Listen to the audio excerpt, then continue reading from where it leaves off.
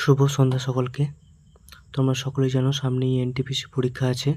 তো সেই জন্য আমি ইতিহাস থেকে প্রিভিয়াস ইয়ারের এবং বেশ কিছু গুরুত্বপূর্ণ প্রশ্ন আমি আলোচনা করে দিচ্ছি, তোমরা দেখে নাও। আর প্রত্যেকটি প্রশ্নই কিন্তু খুব গুরুত্বপূর্ণ, ঠিক আছে? সেরকমভাবে মনোযোগ সহকারে দেখে নাও এবং আশা করছি তোমাদের পরীক্ষায় সেগুলো কমন আসবে আর পরীক্ষায় ঠিকঠাক তোমরা উত্তর করে আসতে পারবে, ঠিক আছে? তো আজকের প্রথম প্রশ্ন কী আছে দেখো। তোমরা বুদ্ধ চরিত্রের রচয়িতা কে?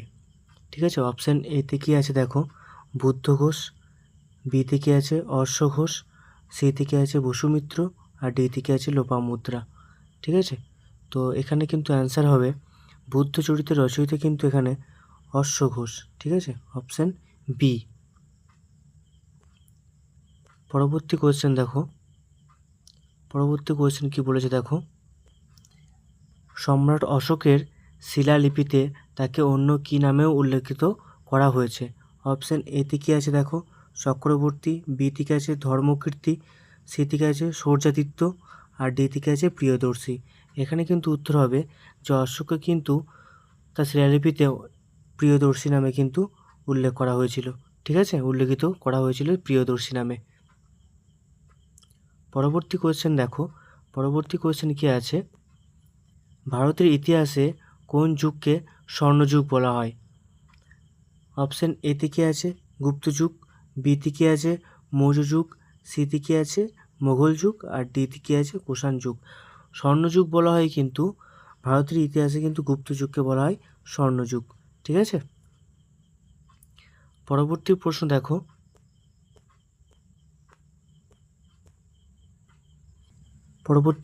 দেখো, দানসাগর ধর্মগ্রন্থের রচয়িতা কে? অপশান এতে কী আছে বল্লাল সেন, বিতে কী আছে লক্ষণ সেন, সিতে কী আছে জয়দেব, আর ডিতে কী আছে শ্রীধর ভট্ট।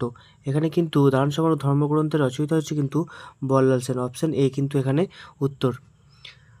তোমরা এখানে আমি আজকে 20টা প্রশ্ন আলোচনা করে দেবো, তো তোমরাও আজকে দেখো তোমাদের কত 20-র মধ্যে কত স্কোর হচ্ছে সেটা আমার কমেন্ট বক্সে কিন্তু জানাবে। ঠিক আছে, কত 20-র মধ্যে কত স্কোর হচ্ছে তোমাদের। পরবর্তী কোয়েশ্চেন দেখো, বাহমনি বংশের প্রতিষ্ঠাতা কে? অপশান এতে কী আছে আলাউদ্দিন বাহমন শাহ, বিতে কী আছে ফিরোজ শাহ, সিতে কী আছে জয়পাল, ডিতে কী আছে ব্রহ্মগুপ্ত। এখানে কিন্তু উত্তর হবে আলাউদ্দিন বাহমন শাহ। অপশান এ, বাহমনি বংশের প্রতিষ্ঠাতা ছিলেন কিন্তু আলাউদ্দিন বাহমনি শাহ। ঠিক আছে, পরবর্তী কোয়েশ্চেন দেখো, কাশ্মীরের ইতিহাস নিয়ে কলহনে রচিত বইয়ের নাম কি? এখানে এতে কী আছে কাশ্মীর সমগ্র, বিতে কী আছে রাজতরঙ্গিনী, সিতে কী আছে রাজ চক্রবর্তী, আর ডিতে কী আছে হিমাদ্রিপঞ্জি। এখানে কিন্তু উত্তর হবে কাশ্মীরের ইতিহাস নিয়ে কলহনে রচিত বই হচ্ছে কিন্তু রাজতরঙ্গিনী। ঠিক আছে, অপশান বি। পরবর্তী কোয়েশ্চেন কী আছে, সমুদ্রগুপ্ত নানা বিবরণ সমৃদ্ধ এলাহাবাদ প্রশস্তি কে রচনা করেছিলেন? অপশান এ থেকে আছে শূদ্রক, বি থেকে আছে হরিসেন, সি থেকে আছে ভবভূতি, ডি থেকে আছে ইসুবন্ধু। এখানে কিন্তু উত্তর হবে যে এলাহাবাদ প্রশস্তি কিন্তু হরিসেনের রচিত। অপশান বি কিন্তু এখানে উত্তর হবে। পরবর্তী কোয়েশ্চেন দেখো,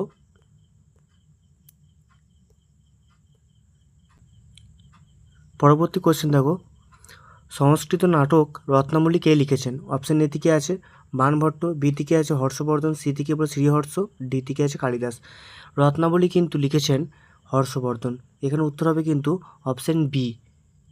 পরবর্তী কোয়েশ্চেন দেখো, কাদম্বরী কাব্যের রচয়িতা কে? এ থেকে আছে কালিদাস, বি থেকে আছে বাণভট্ট, সি থেকে আছে বিশাখ দত্ত, ডি থেকে আছে হরিসেন। এখানে কিন্তু উত্তর কী হবে, এখানে কিন্তু উত্তর হবে অপশান বি বাণভট্ট। কাদম্বরী কাব্যের রচয়িতা হচ্ছে কিন্তু বাণভট্ট। ঠিক আছে, পরবর্তী কোয়েশ্চেন দেখো কী বলেছে দেখা যাক। পরবর্তী কোয়েশ্চেন হচ্ছে মেগাস্থিনিস কার রাজদূত হিসাবে ভারতে এসেছিলেন? অপশান এ থেকে আছে দারিউস, বি থেকে আছে আলেকজান্ডার, সি থেকে আছে মোহাম্মদ বিন কাসিম, আর ডি থেকে আছে সেলুকাস নিকেটর। ঠিক আছে, তো এখানে কিন্তু মেগাস্থিনিস কিন্তু সেলুকাস নিকেটরের রাজদূত হিসাবে কিন্তু ভারতবর্ষে এসেছিলেন। ঠিক আছে, পরবর্তী কোয়েশ্চেন দেখো, পরবর্তী কোশ্চেন কি আছে, কবির কার শিষ্য ছিলেন? এখানে অপশান এ থেকে আছে রামানন্দ, বি থেকে আছে শ্রী চৈতন্য, সি থেকে আছে শঙ্করাচার্য, ডি থেকে আছে মধ্বাচার্য। ঠিক আছে, তো এখানে কিন্তু কবির ছিলেন কিন্তু রামানন্দের শিষ্য। এখানে কী হবে, কবির ছিলেন কিন্তু রামানন্দের শিষ্য ছিলেন কিন্তু।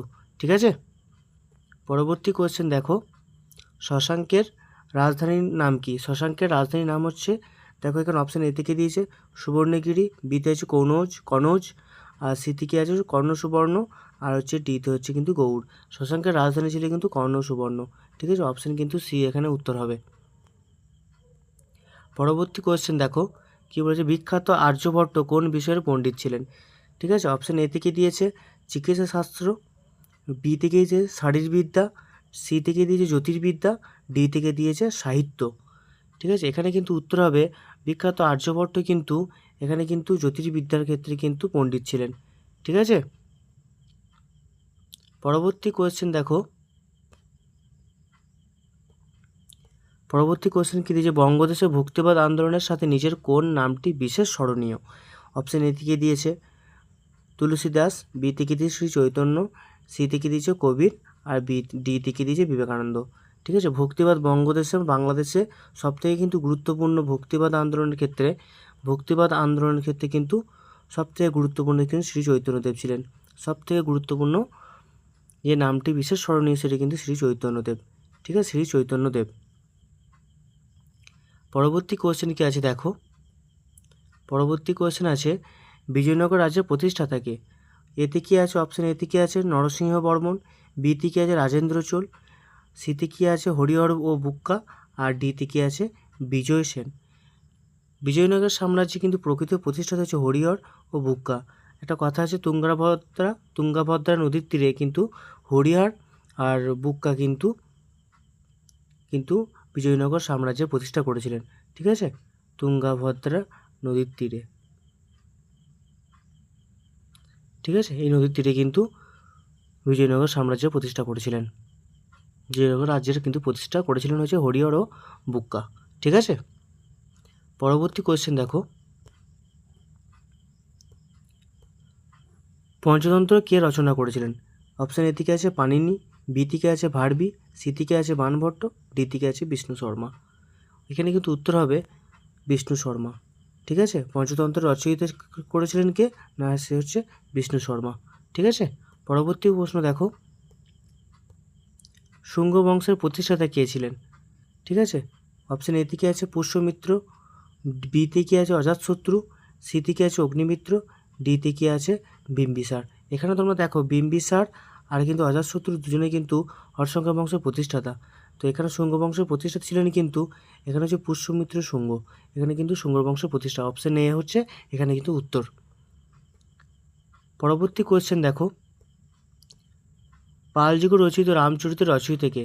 অপশান এ থেকে আছে শ্রীধর ভট্ট, বিতে সন্ধ্যাকর নন্দী, সি থেকে আছে বিগ্রহপাল, আর ডি থেকে আছে কৃত্তিবাস।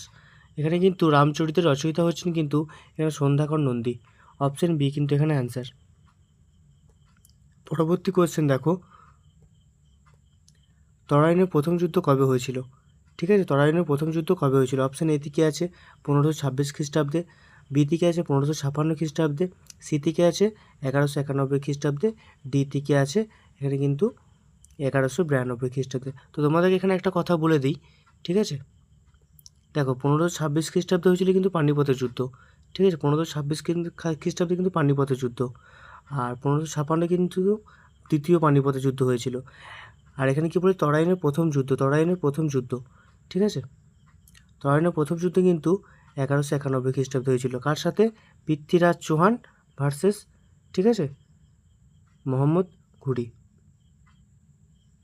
আর এই যুদ্ধে কিন্তু মোহাম্মদ ঘুরি কিন্তু হেরে গিয়েছিলেন। পরবর্তী যে যুদ্ধ হয়েছিল 1192 খ্রিস্টাব্দে, তরাইনের দ্বিতীয় যুদ্ধ, সেখানে কিন্তু মোহাম্মদ ঘুরি জিতেছিলেন এবং পৃথ্বীরাজ চৌহান কিন্তু হেরে গিয়েছিলেন। সেকেন্ড যুদ্ধতে কিন্তু পৃথ্বীরাজ চৌহান হেরে গেছিলেন। ঠিক আছে, পরবর্তী কোয়েশ্চেন দেখো কি বলেছে। পরবর্তী কোয়েশ্চেন বলছে কুতুব মিনার নির্মাণ কে শুরু করেন? ঠিক আছে, অপশানে কি দিয়েছে, কুতুবুদ্দিন আইবক, বিতে ইলতুৎমিশ, সিতে হচ্ছে গিয়াসউদ্দিন বলবন, ডি থেকে আছে সুলতান রাজিয়া। তো এখানে দেখো তোমরা কুতুব মিনারের কাজ কিন্তু কুতুবউদ্দিন আইবক শুরু করেছিলেন। ঠিক আছে, তার শিক্ষাগুরুর জন্য তিনি কুতুব মিনার বানিয়েছিলেন। এখানে উত্তর হবে কিন্তু কুতুবউদ্দিন আইবক, অপশন এ। আজ তোমাদেরকে আমি 20টা প্রশ্ন পুরো ডিসকাশন করালাম।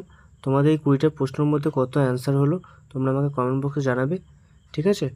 আর যারা চ্যানেলে নতুন তারা অবশ্যই সাবস্ক্রাইব করবে। আর পরবর্তীকাল সকালে তোমাদের একটা ক্লাস নেবো, সেটা হচ্ছে যে কুতুবউদ্দিন আইবক সম্পর্কে হিস্ট্রি থেকে। আর বিকালের দিকে আছে সায়েন্সের একটা ক্লাস, তো তোমরা সেখানে লাইভ ক্লাস আছে, তোমরা জয়েন করবে, ঠিক আছে? এনটিপিসি সম্পর্কে সমস্ত ক্লাস, গুরুত্বপূর্ণ ক্লাস কিন্তু সেখানে এখন কন্টিনিউ করানো হচ্ছে। তোমরা অতি অবশ্যই ফলো করে যাবে, যাতে তোমাদের খুব গুরুত্বপূর্ণ, তোমাদেরই কাজে লাগবে। আর তোমরা ফলো করে তোমাদের স্কোর অনেকটা আশা করছি তোমাদের বেটার হবে, ঠিক আছে? তো আজকের মতো এখানেই, গুড নাইট।